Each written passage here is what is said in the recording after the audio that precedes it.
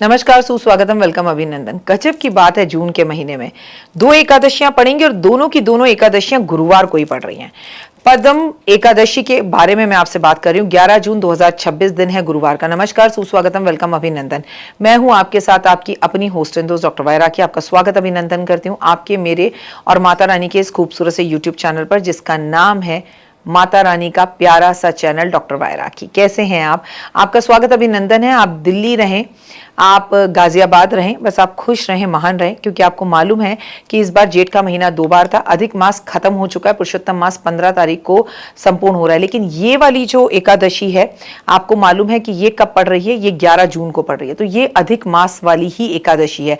तो आपको पुरुषोत्तम मास की इस आखिरी एकादशी की, जो कि साल में 3 साल में एक बार पड़ती है, इसलिए अपने आप में खास है। और क्योंकि ये एकादशी पद्म एकादशी का महत्व आपको जितना बताऊं उतना कम है, क्योंकि एकादशी 3 साल में एक बार पड़ रही है और इस बार गुरुवार को पड़ रही है। तो धार्मिक मान्यताओं के अनुसार सच्चे मन से व्रत करने से, सच्चे मन से भगवान की सेवा करने से और कुछ उपाय करने से आपको सभी सिद्धियों की प्राप्ति होगी। इस एकादशी पर दान का सबसे ज्यादा महत्व है। मैं आपको बता दूं, कार्यक्रम की शुरुआत पहले हमेशा की तरह बिलीव इन कर्मा।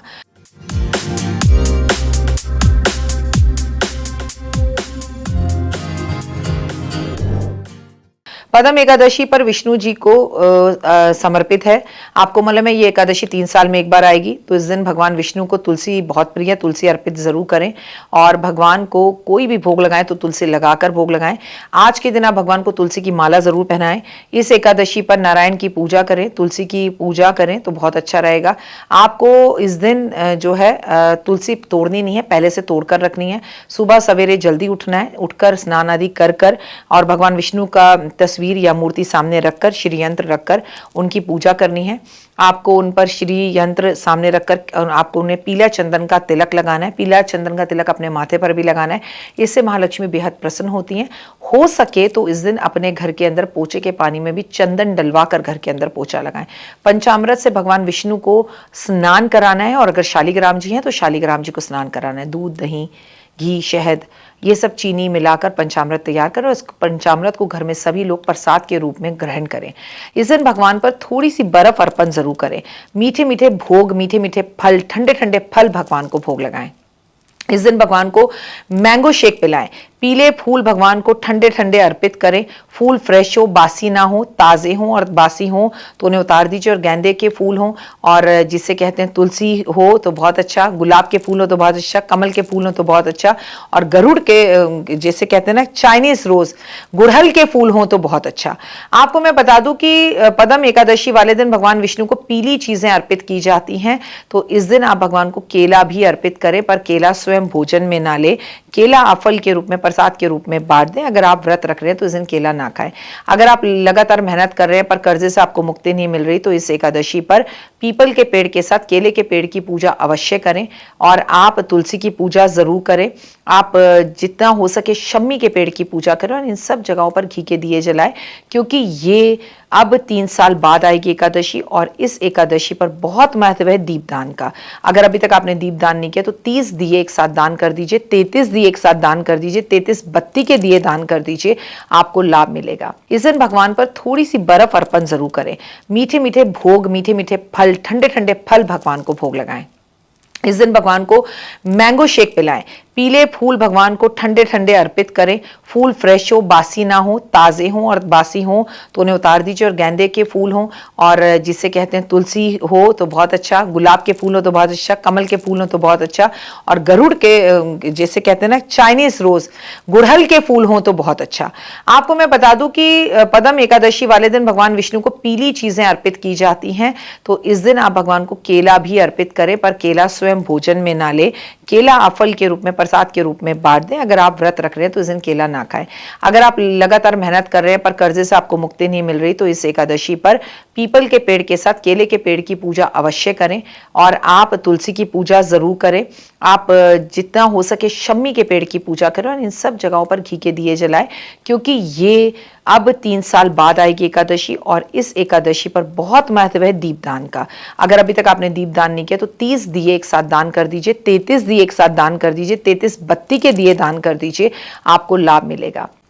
मैं आपको बता दूं कि आपको लड्डू बनाकर भगवान को अर्पित करने चाहिए, सूर्य देव की पूजा करनी चाहिए। इससे आपके अंदर ऊर्जा, सकारात्मकता आएगी और आपके जीवन में मान सम्मान और सौभाग्य बढ़ेगा। एकादशी वाले दिन आपको अपने जीवन में अगर तरक्की चाहिए तो बहुत ज़्यादा ज़रूरी है कि आप एक पीपल का पेड़ इस दिन लगवाएं, केले का पेड़ इस दिन लगवाएं। अगर आपको पैसे में अटकन हो रही है तो श्री हरि की पूजा करें, आराधना अर्चना करें और कपूर लैंप पूरे घर के अंदर जलाएं। आप किसी ब्राह्मण को पीली धोती भेंट स्वरूप जरूर दें। किसी ब्राह्मण को घर में राशन डलवा दीजिए। पति पत्नी के बीच में अनबन चल रही है तो इस दिन मीठा शरबत बंटवा दीजिए और उस मीठे शरबत में थोड़ा सा केसर मिला दीजिए, तो भी आपको काफी लाभ होगा। पितरों का आशीर्वाद प्राप्त करना चाहते हैं, शांति अपने जीवन में आप चाहते हैं, तो गंगा जल से पूरे घर के अंदर पोछा लगवाइए और गंगा जल महादेव पर भी इस एकादशी पर अर्पण जरूर करिए। जितना हो सके दान पुण्य करिए, वस्त्र का दान कीजिए, आप गौ सेवा कीजिए, गौशाला में जाकर धन का दान कीजिए, आप भंडारे बांटिए, जल का शरबत का वितरण करिए, अन्न का वितरण करिए, किसी के घर में एक बोरी चावल डलवा दीजिए, पीले वस्तुओं का दान कीजिए, जैसे हल्दी, हल्दी की गांठों का दान कीजिए, हल्दी की माला भगवान विष्णु को अर्पित करवा कर आइए। शास्त्रों के अनुसार इस दिन चावल नहीं खाना चाहिए, लेकिन चावल बांटना चाहिए। कोई नवजात शिशु है तो उसके घर में कुछ वस्त्र और कपड़े दे आइए अगर उसको जरूरत है, और किसी के घर में पंखा लगवा सकते हैं लगवा दीजिए, बहुत सारी तुलसी कहीं पर लगवा सकते हैं तो लगवा दीजिए। किसी भी प्रकार का झगड़ा किसी से ना करें, किसी और के घर का भोजन ना करें, फिर चाहे आपने व्रत रखा हो या ना रखा हो, इससे कोई फर्क नहीं पड़ता। मांस, मदिरा, मच्छी, शराब, सिगरेट, सुपारी, इन चीजों से दूर रहें। पदम एकादशी 3 साल में एक बार आएगी। अच्छे कर्म करिए, विष्णु जी के समक्ष बैठकर विष्णु सहस्त्र नाम का पाठ करिए, हरि के नाम लीजिए, विष्णु चालीसा पढ़िए, महालक्ष्मी का पाठ कीजिए, सहेलियों के साथ रात्रि जागरण कर कर छत पर जाकर जितने दिए जला सकते हैं जलाइए। उतनी लंबी आयु, उतना लंबा बैंक बैलेंस आपका होगा। 11 जून 2026 गुरुवार का दिन सिर्फ मटर गश्ती करने के लिए नहीं है, पूजा पाठ, आराधना, अर्चना करने के लिए। मे गॉड ब्लेस यू, हमेशा खुश रहें। माता रानी की असीम कृपा आपके परिवार और संसार पर बनी रहे। पूरी रात्रि जागकर रामायण का पाठ करिए, सुंदरकांड का पाठ करिए और वे हुए कमेंट्स में लिखिए जय माता दी। तो देख ली वीडियो, कैसी लगी, पसंद आई? चलिए, हो सकता है किसी को पसंद ना भी आई हो, लेकिन अगर हृदय से आप इन उपायों को करेंगे तो आपका फायदा जरूर होगा।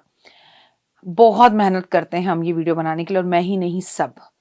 तो अगर अभी तक आपने मेरे चैनल को लाइक, सब्सक्राइब, शेयर नहीं किया है, जरूर कर लें। अगर आपको किसी भी तरह की कोई जानकारी चाहिए या आप चाहते हैं आपकी बताई हुई वीडियोस मैं बनाऊं, तो आप यकीन मानिए हमारे नंबर आपको सारे वॉलपेपर पर दिखाई देंगे। इन सब नंबरों पर, इन सब नंबरों पर, इन सब नंबरों पर, इन सब नंबरों पर आप हमें तुरंत कॉल करें, और कॉल कर कर आप हमें मैसेज करें, व्हाट्सअप करें कि क्या वो विषय है जिस पर मैं आगे वीडियो बनाऊं। आप जो विषय मुझे देंगे उस पर मैं वीडियो बनाऊंगी। और हाँ, रुकिए, जाइए मत। आप में से बहुत से लोग मेरी इन वीडियो को रोज देख रहे हैं लेकिन चैनल सब्सक्राइब नहीं कर रहे।